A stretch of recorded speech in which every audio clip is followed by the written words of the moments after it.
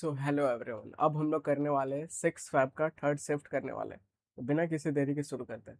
तो पहला क्वेश्चन क्या पूछ रहा है? तो पहला क्वेश्चन पूछ रहा है एडियम, इसका मतलब बताना है। Make someone's toes curl. किसी का भाई टोज को बिल्कुल कर्ल कर दे रहे हो तो वो अनकंफर्ट होगा, ठीक है, उससे रिलेटेड ढूंढो। To be in remain active alert, बिल्कुल नहीं। To insult offend upset someone, तो ये भी नहीं होगा, ठीक है। To cause one an acute feeling of disgust, shame embarrassment और एंग्विश, ठीक है। तो feeling of disgust, shame embarrassment, anguish, और इधर क्या है? टू टेंटिवली बिगन, तो ये भी नहीं होगा, ठीक है। तो सी आपका आंसर आ जाएगा। तो बिल्कुल इसको करते हैं। तो इसका मतलब क्या है? तो बिल्कुल आप एम्बेरस करो, असेम्ड करो और किसी को अनकंफर्टेबल फील करवाओ, ठीक है। तो ये इडियम ओरिजिन कैसे हुआ, तो ये हम लोग सीखते हैं। तो ये आपका फिजिकल बॉडी से रिलेटेड है। तो जब पीपल को फील होता था एक्सट्रीम सेंसेशन, ठीक है, जैसे पेन हो गया, कोल्ड हो गया, एक्साइटमेंट, प्लेजर हो गया, तो ये उसके मसल्स कॉन्ट्रैक्ट करते थे, ठीक है। तो वैसे ही क्या होता था कि अगर टो को आप कर्ल कर दोगे तब भी क्या होगा, तो वो डिस्कम्फर्ट का फीलिंग देता है। तो ये मेटाफोरिकली ऐसे ही यूज होता है कि कुछ भी आप डिस्टर्ब कर रहे हो, मतलब डिस्टेंस अनकंफर्टेबल का सेंस देना है, तो टो को भाई कर्ल कर दो, ठीक है। आगे बढ़ते हैं। 67 क्या बोल रहा है? तो आपको करेक्ट स्पेलिंग बताना है। तो एम्बेरसमेंट है, तो आप देखोगे इसमें डबल आर है, इसमें सिंगल आर है, सिंगल आर है, ठीक है। उसके बाद एक में एस है, सिंगल एस, एक में डबल एस है। तो भाई सिंगल सिंगल वाला पहले काटो, ठीक है। तो ये इसमें सिंगल आर और एस है, इसको काट दो। इसमें सिंगल आर है, इसको भी काट दो, ठीक है। अब अपने को देखना है क्या? तो डबल आर होता है और डबल एस होता है एम्बेरसमेंट में, तो डी आपका आंसर आ जाएगा, ठीक है। आगे बढ़ते हैं। 68 नंबर क्या है? तो ये जो वर्ड है लैकोनिक, इसका सही स्पेलिंग आपको बताना है क्या होगा। तो लैकोनिक बोले तो समरी शॉर्ट जो चीज़ है, ठीक है। तो लैकोनिक का स्पेलिंग सी से होता है, तो ये आपका हो जाएगा, ये नहीं होगा, ये नहीं होगा, ये नहीं होगा, तो ए आपका आंसर आ जाएगा। 69 नंबर क्या बोल रहा है? तो इधर अंडरलाइन पार्ट पे आपको बताना है कि कौन सा मिस स्पेल्ड वर्ड है। तो स्ट्रेस बिल्कुल सही है, ठीक है। प्रूडेंस ये आपका गलत है। फिस्कल ये भी सही है। और लास्ट वाला क्या है? लास्ट वाला आपका ये फिस्कल है, स्ट्रेस हो गया, प्रूडेंस हो गया, एक करेंसी है, तो ये भी बिल्कुल सही है। तो प्रूडेंस ही आपका मिस्टेक है, तो बी आपका आंसर हो जाएगा, ठीक है। तो DENC ऐसे लिखेंगे प्रूडेंस में, ना कि ए लिखेंगे। 70 नंबर क्या बोल रहा है? मिस स्पेल्ट वर्ड, बिल्कुल आप ढूंढो। तो क्रिटिसिज्म पहले ही आपको गलत मिल गया, ठीक है। तो क्रिटिसिज्म का स्पेलिंग ये होता है, ठीक है, ये होता है। तो इसमें एस दे दिया है जो कि गलत है। तो ए आपका आंसर आ जाएगा, तो पहले ही आपको मिल गया, ठीक है। 71 नंबर देखोगे तो कोजी, कोजी बोले तो उसका ऑपोजिट चाहिए। तो कोजी कोजी फील हो रहा है, बिल्कुल कंफर्टेबल हो रहा है, उसका उल्टा अनकंफर्टेबल चाहिए। ये रहा आंसर हो जाएगा। होमली साइनो हो जाएगा, साइनो हो जाएगा। ये ठीक है, तो ए आपका आंसर हो जाएगा। 72 नंबर आप चेक करोगे तो गो ऑन, ठीक है। तो गो ऑन ऐसे आपको क्या चाहिए? उल्टा चाहिए, ठीक है। तो प्रोसीड मतलब ये आगे बढ़ना, कंटिन्यू आगे बढ़ना, परसिस्ट करना, तो क्या हो जाएगा? स्टॉप हो जाएगा, तो आंसर आ जाएगा। 73 नंबर क्या बोल रहा है? तो कंप्लीट करना है सेंटेंस को। The old castle was said to be haunted by a dash, ठीक है। तो जो ओल्ड कैसल है वो डर रहे थे आदमी, कैसे? तो एक कोई आदमी वहां पे कुछ कर रहा होगा इसलिए डर रहा होगा, ठीक है। तो नाइट बोले तो ये तो रात वाला हो जाएगा, ये नहीं होगा। नाई कुछ नहीं, निट कुछ नहीं है, तो नाइट हो जाएगा। तो एक ऐसा आदमी लोग को क्या बोलते हैं हम लोग? नाइट बोलते हैं, ठीक है। अब 74 क्या हो गया? तो वन वर्ड सब्स्टिट्यूशन आ गया, पर्सन हु अपोजेज वार। तो आप जानते हैं, क्या जानते हो कि पैक दिख गया, प्लैक दिख गया, तो इसका मतलब क्या हो जाएगा? इसका मतलब शांति हो जाएगा, टू काम हो जाएगा, ठीक है। शांत से रिलेटेड आता है।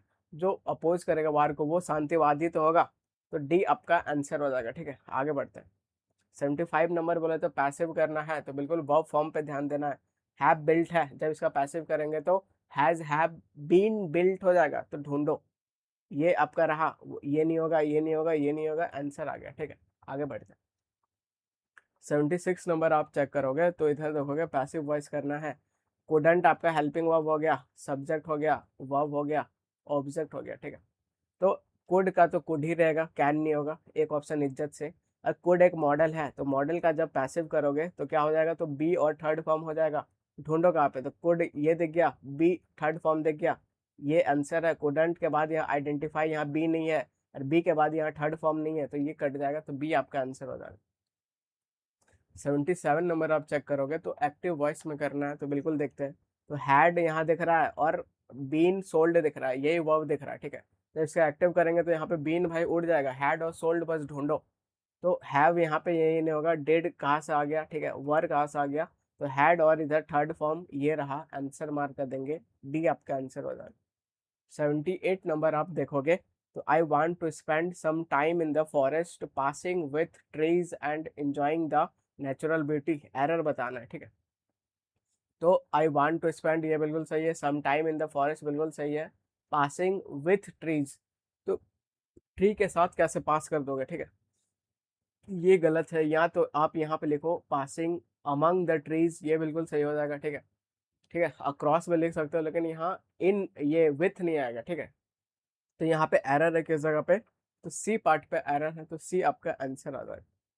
79 नंबर क्या है, तो आपको एक्टिव करना है, तो when was the money transfer to you, कुल मिला के कौन सा टेंस है, पास्ट टेंस, तो बिल्कुल ढूंढते हैं, टेंस चेंज नहीं करेंगे, यहाँ डज कहाँ से आ गया है, प्रेजेंट बनाएगा, उड़ा दो, डिड पास्ट बनाएगा, डिड के साथ फर्स्ट फॉर्म आता है तो ये भी उड़ा दो, डिड के साथ यहाँ फर्स्ट फॉर्म है, और यहाँ वाज सी ट्रांसफर, तो ये भी स्ट्रक्चर गलत है, तो सी आपका आंसर आ जाएगा, ठीक है।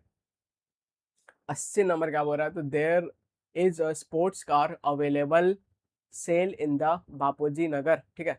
तो हमेशा हम लोग क्या देखते हैं, तो फॉर सेल सेल सेल ऐसे हम लोग सुनते हैं, तो क्या आएगा, फॉर आएगा, तो कहाँ रहा, ये रहा, आंसर मार्क कर देंगे, ठीक है। 81 नंबर क्या है, तो 81 नंबर रिप्लीट इन को आपको इम्प्रूव करके लिखना है, ठीक है। तो the review panel concluded that the policy was replete in inconsistency, ठीक है। तो रिप्लीट के साथ हम लोग कौन सा प्रॉपर लिखते हैं, तो विथ लिखते हैं, तो रिप्लीट विथ हो जाएगा, बाय नहीं होगा, ऑफ नहीं होगा, तो ए आपका आंसर आ जाएगा। 82 नंबर जल्दी चेक करो, तो ही इज कॉन्फिडेंट, कॉन्फिडेंट के साथ हमेशा ऑफ लिखते हैं, ठीक है, तो ये रहा, तो ए आपका आंसर आ जाएगा, ये बहुत बार रिपीट हुआ है। अब 83 और 84 नंबर PQRS आ गया, तो बिल्कुल आप स्मार्ट स्ट्रेटेजी से बिल्कुल बनाना सीखो, ठीक है। तो ABCD आपको दिख रहा है, अगर पहला मिल गया S1 के बाद तो आंसर आ जाएगा, तो बिल्कुल आप पहला देखो तो क्या है, तो he served the way over the terrace from which the archer had fired, तो क्या बोलना चाह रहा है कि वो सर्वे कर चुका है उस वे को, उस जगह को जहां से जो आर्चर है तीर धनुष वाला फायर किया है, ठीक है, ये समझ में आ गया पहला लाइन। अब यहाँ पे हम लोग देखेंगे, अब आप देखोगे going to the side of the bridge ही just distances how difficult it would be, तो ये बिल्कुल मैच नहीं हो रहा, ठीक है, उड़ा दो। The archer had to be guarding something important, तो ये भी बिल्कुल मैच नहीं हो रहा है, S1 से उड़ा दो। That provided him a good direction to explore as any, ठीक है। तो दैट प्रोवाइडेड हिम, क्या प्रोवाइड किया, तो क्या प्रोवाइड किया, तो वो चीज़ क्या लिखा हुआ है, ये लिखा हुआ है, वो सर्वे कर लिया टेरेस को और उसको मिल गया कि कैसे वो फाइट किया, तो इसी का बात कर रहा है, यही उसको प्रोवाइड हुआ है, तो इसी के लिए बिल्कुल डैट प्रोवाइड आएगा, तो बिल्कुल सी आपका आंसर आ जाएगा, डी आपका आंसर आ जाएगा। बाकी डी आप पढ़ो तो and if you approach consciously, तो ये बिल्कुल अलग ही जा रहा है, ठीक है। तो क्या प्रोवाइड किया, तो इसी से हम लोग पकड़ लिए कि वो उसको वे मिल गया, तो ये वो चीज़ उसको प्रोवाइड में मिला, ठीक है। आगे बढ़ते हैं। 84 नंबर आप चेक करोगे तो twilight was descending like a rain in the grey ashes, ठीक है। तो यहाँ पर रेन इन द ग्रेस ऐसे ट्विलाइट का बात कर रहा है, वो ऐसा मतलब गिर रहा था पानी की तरह, ऐसे ऐसा कुछ बोल रहा है, ठीक है। तो आप इधर देखोगे तो a minute later Lulu entered into the weller seeming door, तो ये कुछ मैच नहीं हो रहा, ठीक है। It was an hour which the wait becomes dangerous because of the great number large, तो ये भी कुछ ऐसा पता नहीं चल रहा, बस कीवर्ड आपको देखना है, सेंटेंस नहीं पढ़ना है। तो Sophia standing at the window, तो बिल्कुल भाई इसके बाद कुछ भी ऐसा पानी उठने का बात हो रहा है तो विंडो विंडो का आता है बात, ठीक है, कुछ एक्शन होता है, तो यहाँ पे विंडो का बिल्कुल बात हो रहा है, window was gazing down the crowded, ठीक है, तो इसको आप होल्ड पे रखोगे। Sophia seemed looking for someone, तो लुकिंग फॉर समवन किसी को वो ढूंढ रही थी, देख रही थी, तो क्या आपको नहीं लग रहा है कि सी के बाद ही डी आ सकता है, डी उससे पहले नहीं आ सकता, ठीक है। तो पहले विंडो खोला है उसके बाद वो कुछ देख रहा है, तो कुल मिला के डी से पहले सी आना चाहिए, तो ये हम लोग चेक कर लेते हैं कहाँ कहाँ पे है। तो डी के पहले सी आना चाहिए, यहाँ पे डी के बाद सी है, उड़ा दो। तो डी के पहले सी आना चाहिए, यहाँ पे है, डी के पहले सी आना चाहिए, यहाँ पर भी है, और डी के पहले सी आना चाहिए, ये नहीं है, तो दो ऑप्शन कट गया। उसके बाद यहाँ हिंट पे मिल रहा है, क्या मिल रहा है, तो सी आपका स्टार्टिंग लाइन है, उसके बाद हिंट क्या मिल रहा है, तो बी मिल रहा है, तो सी के बाद बी आना चाहिए, तो चेक करते हैं। तो सी आपका ये ट्विलाइट एसेस दिख रहा है, उसके बाद बिल्कुल विंडो विंडो खुला है, उसके बाद क्या हो रहा है, तो बी में क्या हो रहा है, तो वो बिल्कुल डेंजरस ऐसा नंबर कुछ देख रही है। उसके बाद अपने को ये लिखना पड़ेगा कि लुकिंग फॉर समवन वाला लिखना पड़ेगा, ठीक है। बाकी ये जो छोटा सा लाइन है ये मोर ऑफ कंक्लूजन लाइन होता है, छोटा छोटा लाइन सब, ठीक है। तो बिल्कुल यहाँ पे ये आपका करेक्ट बन रहा है, तो CBDA आना चाहिए, तो बी आपका आंसर हो जाएगा, ठीक है। 85 नंबर क्या बोल रहा है, the reason why I am confuse is because. इधर भी भाई रीजन बता रहे हो, इधर भी बिकॉज से रीजन बता रहे हो, तो एक को उड़ाना पड़ेगा, ठीक है। तो why I am confuse because, तो वाई आई एम कंफ्यूज ये भी सेम जा रहा है, ठीक है। द रीजन बिकॉज ये भी बिल्कुल गलत ही है, तो I am confuse because simply ऐसे लिखो, I am confuse because they are giving me mix signals. तो सी आपका आंसर आ जाएगा। आगे बढ़ते हैं। अब पैसेज आ गया, तो बस थोड़ा सा हिंट लेते हैं, उसके बाद सीधा उड़ाना शुरू करते हैं, ठीक है। तो पढ़ते हैं। तो Bertolt Brecht began writing plays, कुछ इंसान का नाम है, वो लिख रहा है, प्लेस लिख रहा है। कब लिख रहा है, तो 1920s में लिख रहा है। बट लेकिन क्या हो रहा है, तो they did not gain recognition, लेकिन उसको रिकॉग्निशन नहीं मिला in the west until 20th century तक, ठीक है। तो when people began rejecting orientation realism and presentation of well-made plays on the stage, तो इसको भाई रिकॉग्नाइजेशन कब मिला, जब पीपल रिजेक्ट करने लगे किसको, तो स्टैन स्काई का क्या रियलिज्म को रिजेक्ट करने लगे, उसके बाद इसको रिकॉग्नाइजेशन मिला। ये हम लोग समझ गए। आगे बढ़ते हैं। Epic theatre is based on the theory practice developed by ये 20s। एपिक थिएटर जो है जर्मन थिएटर है, a mode of instructive theatre, show करता है number not so tightly kind kit scenes refrained from creating illusion frequently broke the spectator manners analysis argument, ये सब बोल रहा है, ठीक है। तो बिल्कुल हम लोग अब और आगे पढ़ो तो समझ में आएगा। तो ये फॉलो करता है, क्या फॉलो करता है, तो एपिसोडिक स्ट्रक्चर को फॉलो करता है, डिटेक्टिव स्टाइल को फॉलो करता है, ठीक है। ड्रामा ये डायरेक्ट कैसे किया, तो एरविन के द्वारा डायरेक्ट किया गया।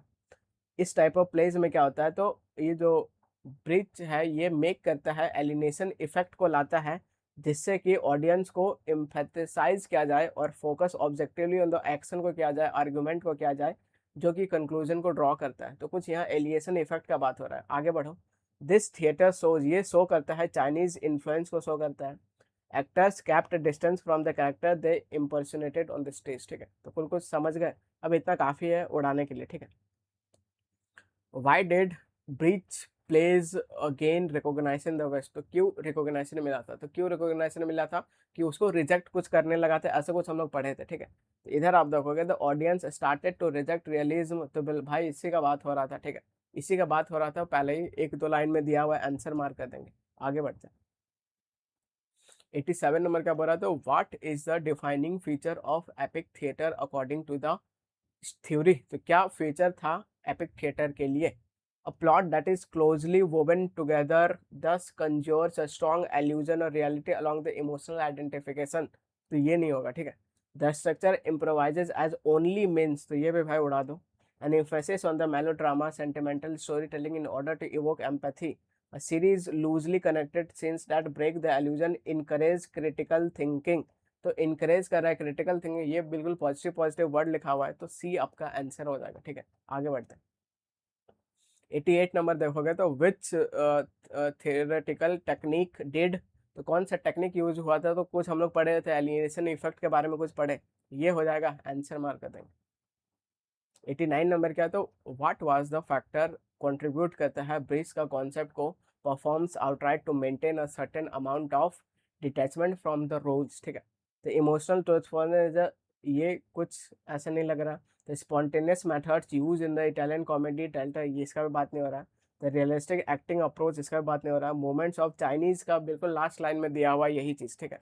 तो डी आपका आंसर हो जाएगा। लास्ट क्वेश्चन क्या बोल रहा है, तो 90 नंबर बोल रहा है, which of the following best distinguish करता है एपिक थिएटर को ट्रेडिशनल ड्रामा से, ठीक है।